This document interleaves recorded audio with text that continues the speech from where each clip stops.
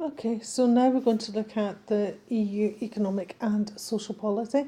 This is just a couple of slides, and obviously looking at the current position with the EU and the UK. But I know that the UK is working to some of the targets we're about to look at. So it will be interesting to see how many of these might get incorporated into UK policy moving forward. What we're going to look at is in 2010, the European Union signed up to what they call Europe 2020. And by the year 2020, they had given themselves five headline targets, as it says here, five headline targets that they had to meet by 2020. So 75% of the EU population, so saying that's the working age population, should be in employment. 3% of European Union GDP is invested in research and development. I believe currently Britain is sitting at less than 2% of that. And 2020 climate energy targets to be met. And that is covering things like carbon emissions, things like that. So it's renewable energies, as I say, climate, I've forgotten what I was saying, carbon emissions, those sorts of things, to try and get them all down by 20% by 2020.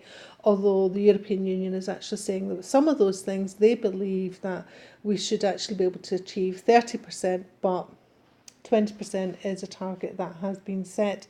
But the committee that we're going to be looking at next is actively encouraging countries to try and target 30% rather than 20% where possible. They want education levels improved and a greater number of school leavers completing tertiary education, that is higher education, or really we're looking at university education.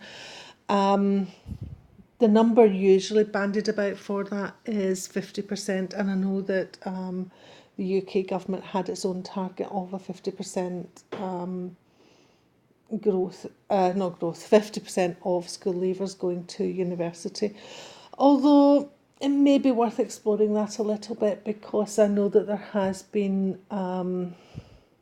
recognition that that's perhaps not realistic in terms of what the economy needs, and that we do also need to be looking at vocational education as well. And with such a strong push on academic achievement, on getting to university, and the focus on those sorts of qualifications, that vocational education was being undervalued.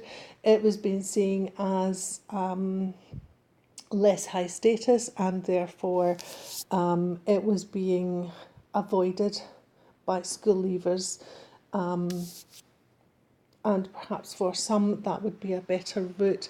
Countries like Germany have a much stronger focus on vocational education with apprenticeships and master craftsmen and things like that. So it's much more valued, much highly sought after. So if you're looking for an alternative model, looking at how things are done in other countries, then Germany might be quite a good model to look at for that.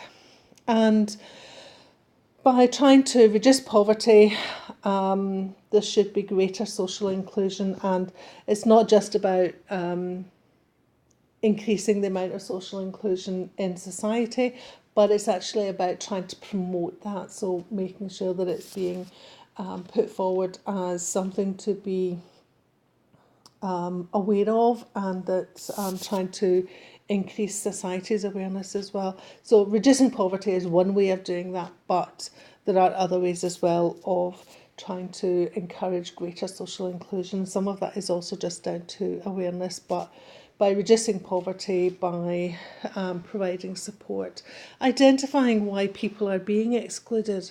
Sometimes it can be mental health problems, sometimes it can be poverty, So finding out what are the causes and then looking to see how they can be addressed. But these are the 5 key things from 2010 that Europe wants to be working on, wants to be achieving.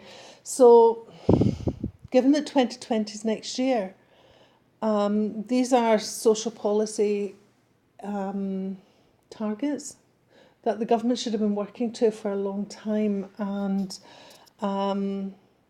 we should be almost there. You know, it's 2019 currently, so we're really just talking about 1 year from now, and we should be looking to see how on track we are to meet those objectives. Okay, so our next slide looks at the European Economic and Social Committee. This is a committee that was set up in 1957, or set up by the 1957 Treaty of Rome. And it was set up to be an advisory body, consultative body, to the European Parliament, the Council of the European Union, and the European Commission. And according to the Treaty of Rome and some of the other treaties that are also in force from the European Union, this committee has to be consulted in areas that are covered by the treaty. So any economic or social factors that the European government is considering implementing, if they're looking at introducing new legislation, if they're looking to introduce new regulations, then they have to consult with this committee. And the committee is made up of a quite wide range of different people with a range of interests. What they're calling social partners, which are primarily employer groups, employee groups, other political parties, people with a political interest. So again, we will be looking at pressure groups. So, you know, this is the kind of thing where pressure groups might be able to have some influence as well. But from my reading, it looks as though they are trying to make what the European Union does, trying to make it more representative of the people. And they're trying to act as a role model as to how things should be, what should be done.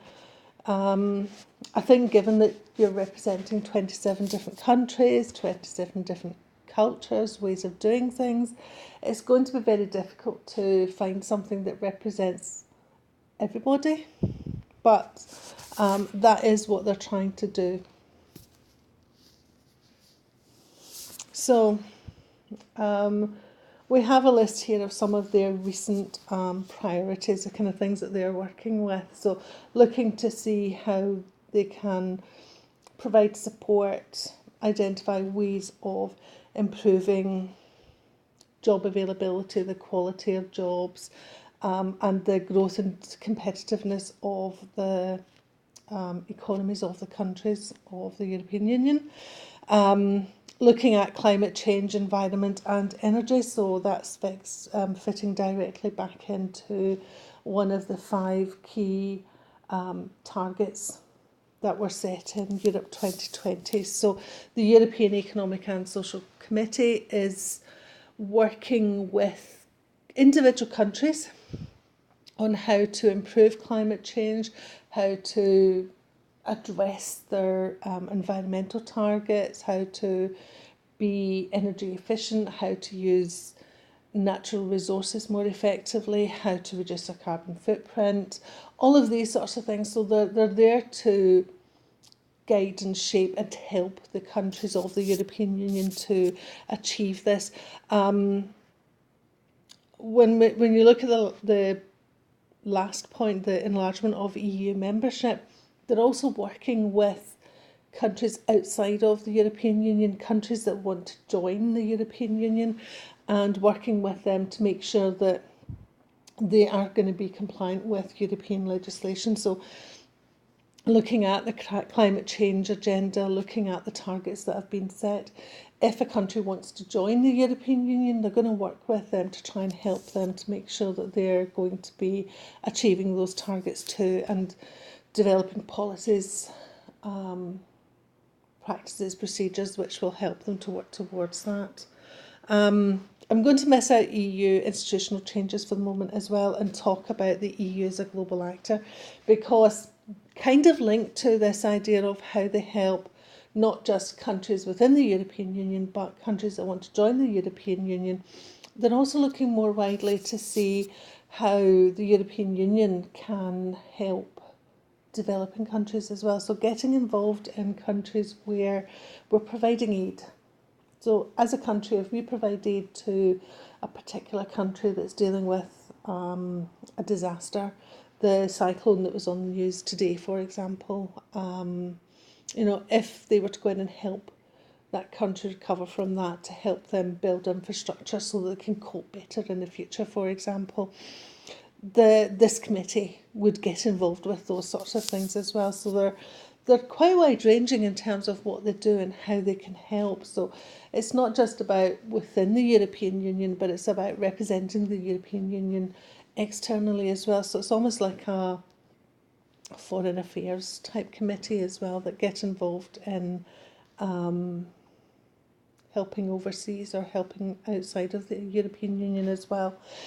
So covered 4 of the key recent priorities that the committee has had, but they will also, because they are an advisory committee, they will also get involved in looking to see what institutional changes within the European Union are required, why they're required, and because they're getting advice from lots of different organisations, lots of different viewpoints, the idea is that they should be able to help propose changes that are going to be more effective, make things more efficient, more transparent. Obviously, one of the reasons we're leaving the EU is because they're perceived as being unfair, very bureaucratic,